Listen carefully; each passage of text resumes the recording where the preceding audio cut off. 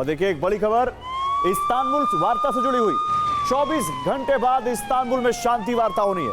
Kremlin का वार्ता में शामिल होने से इनकार। क्रेमलिन ने कहा हम वार्ता में शामिल नहीं होंगे। यूक्रेन से बातचीत नहीं करेगा रूस। राफेल डील पर क्रोधित है पुतिन। राफेल समझौता युद्ध को भड़काएगा, यह कहा है क्रेमलिन ने। तो यूक्रेन पुतिन के क्रोध से लगातार दहल रहा है। रूस ने एक बार फिर यूक्रेन पर 500 से अधिक ड्रोन से हमले किए। कई मिसाइलें भी दागी गईं। ताबड़तोड़ प्रहार के बीच बर्फ की वजह से अब जमीन पर रूसी सैनिकों का कब्जा अभियान चलाना मुश्किल हो रहा है। रूस ने कब्जा मिशन को जारी रखने के लिए बाइक बटालियन को वॉर जोन में भेज दिया है। रूस के बाइक सवार सैनिक अब बर्फ के बीच आगे बढ़कर यूक्रेन के इलाकों पर रूसी झंडे लहरा रहे हैं। पुतिन की बाइक ब्रिगेड के आगे यूक्रेन की सरकार लाचार नजर आ रही है। क्रेमलिन के नीति परिवर्तन ने जंग में यूक्रेन का सामना एक नई चुनौती से कराया है।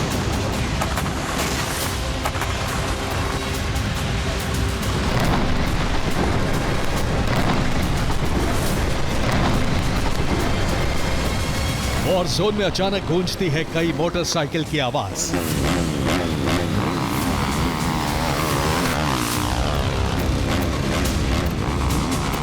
फिर बेहद तेज रफ्तार से अचानक मोटरसाइकिल सवार दस्ता यूक्रेन के किसी इलाके में दाखिल होता है।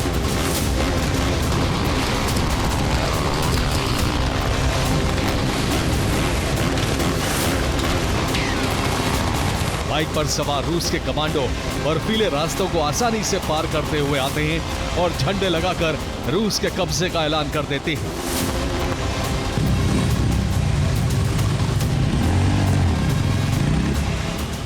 बर्फबारी होने के बाद रूस ने जंग में बाइक बटालियन को उतारा है, क्योंकि अब भारी वाहन बर्फ की मोटी परत पर नहीं चल सकते।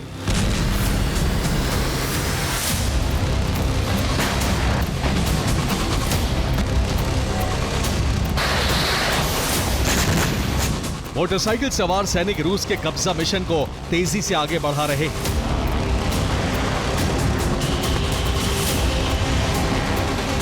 बाइक सवार कमांडो आमने सामने की जंग नहीं लड़ते, बल्कि इनका मकसद किसी खाली हुए इलाके को कब्जे में लेना है।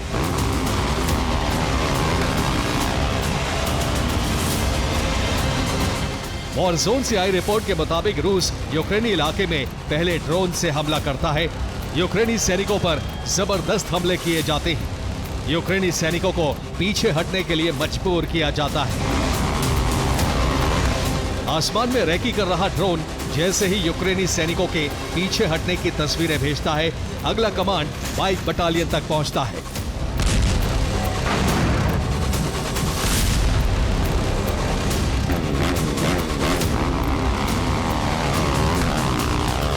ऑर्डर मिलते ही बाइक्स की आवाज गूंज उठती है और खाली हुए इलाके में रूसी सैनिक तेज रफ्तार में दाखिल हो जाते हैं।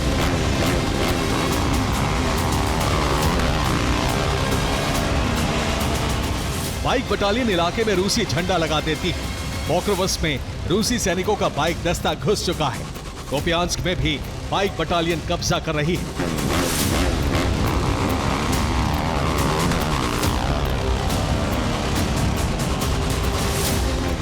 रूस ने वीडियो भी जारी किया है, जिससे रूसी सैनिक बाइक और कुछ क्षतिग्रस्त कारों और वैन के साथ पोक्रोवस्क में घूमते नजर आ रहे हैं।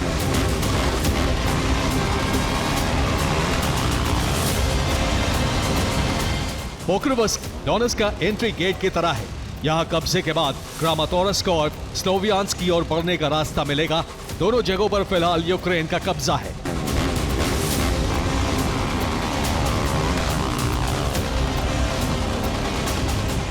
पूर्वी छोर पर बाइक सवार सैनिक लगातार जीत हासिल कर रहे हैं, तो वहीं नीप्रो शहर पर भी भीषण हमले हुए हैं।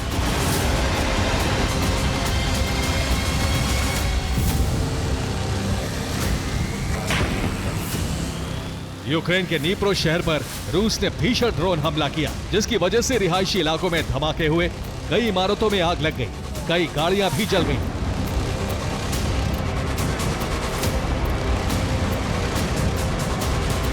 नीप्रो में रेलवे स्टेशन को भी निशाना बनाया गया। नीप्रो के रेलवे स्टेशन पर कई ड्रोन एक साथ गिरे और बड़ा धमाका हुआ। धमाके से ट्रेन के कई कोच में आग लग गई। रेलवे स्टेशन की इमारत को भी नुकसान हुआ है। रात 11 बजे के करीब नीप्रो पर हमले किए गए।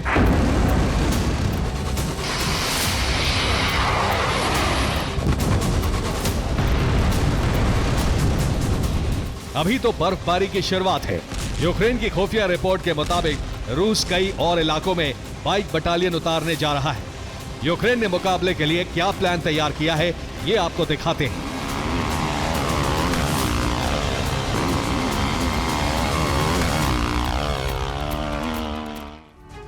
और पूर्वी यूक्रेन में रूसी बाइक बटालियन बड़ी चुनौती साबित हो रही है, क्योंकि रूसी बाइकर्स बंकर में छिप कर रह रहे हैं। बंकर में छिपे बाइकर्स आसानी से ड्रोन की नजर में नहीं आते, इसलिए इन पर ड्रोन से हमला करना बेहद मुश्किल है।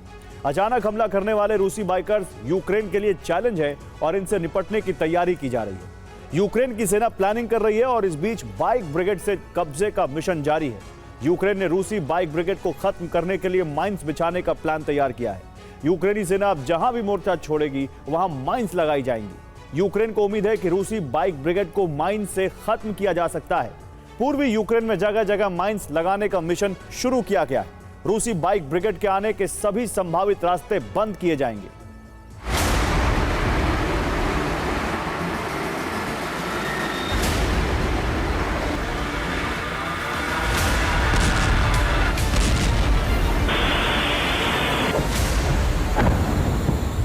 नीप्रो से लेकर खार्किव और कई और इलाकों में रूस ने मिसाइल और ड्रोन से भीषण प्रहार किया है।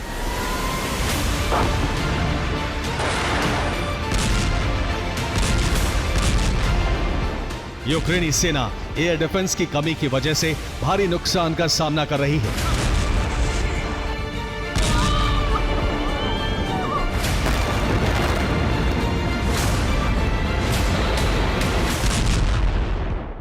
रिपोर्ट के मुताबिक रूस ने 580 ड्रोन और 40 मिसाइल से हमला किया, जिसकी वजह से यूक्रेन में 20 से ज्यादा धमाके हुए। सबसे ज्यादा तबाही यूक्रेन के रिहायशी इलाकों में हुई है।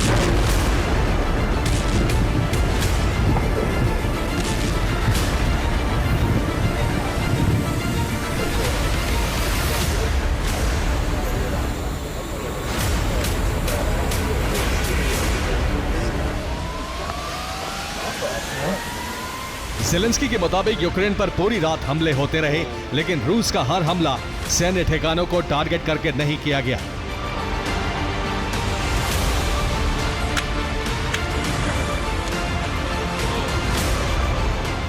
रूस की मिसाइलें रिहायशी इलाकों में गिरी जहां निहत्थे लोग रहते हैं। इसके साथ ही यूक्रेन के इंफ्रास्ट्रक्चर को निशाना बनाया गया।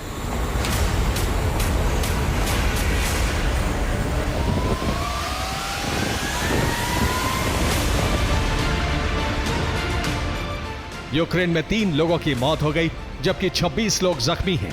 17 नवंबर की रात को यूक्रेन के खार्किव में भीषण हमले किए गए। खार्किव में रिहायशी इलाकों में आग लग गई, कई गाड़ियां जल गईं।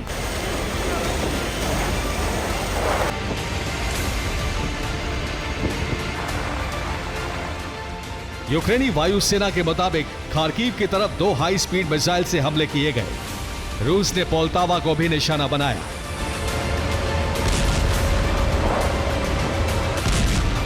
यूक्रेन की सेना के मुताबिक 3 मिनट में ही खार्किव पर 3 इस्कंदर मिसाइलों से हमला किया गया, जिसकी वजह से भारी तबाही हुई है।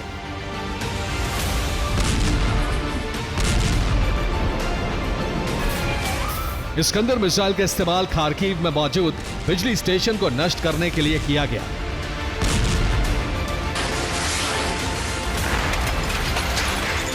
लेकिन इस बीच कोपियांस्क में फिर यूक्रेनी सेना ने वापसी की है और रूस के कब्जा मिशन को फिर रोक दिया है।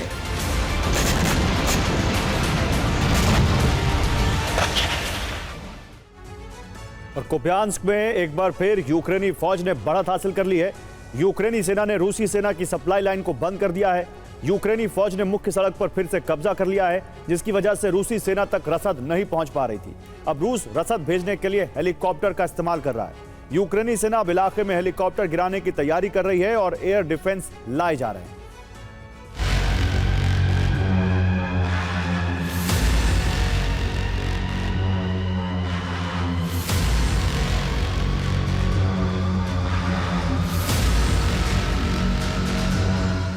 यूक्रेनी ड्रोन सेंटर लगातार निशाना बन रहे हैं। यूक्रेन ने रूसी हमलों से बचने के लिए आम रिहायशी इलाकों में ड्रोन प्रोडक्शन सेंटर्स बना दिए हैं।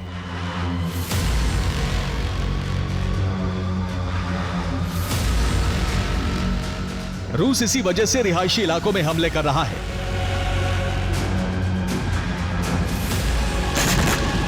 यूक्रेन ने फ्रंट लाइन पर मौजूद अपने तमाम ड्रोन कमांड सेंटर को खाली करा दिया है।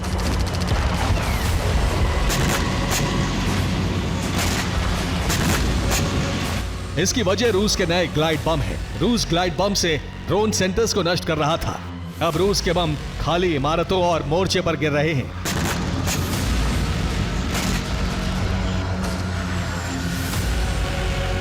यूक्रेन ने जमीन के नीचे कई बंकर तैयार किए हैं जहां ड्रोन रखे गए हैं। यूक्रेन के सीक्रेट ठिकानों का पता लगाना अब बेहद मुश्किल है। यही वजह है कि रूस एक बार फिर यूक्रेनी शहरों को तबाह कर रहा है ताकि यूक्रेन के लोग हमेशा डर के साए में रहें।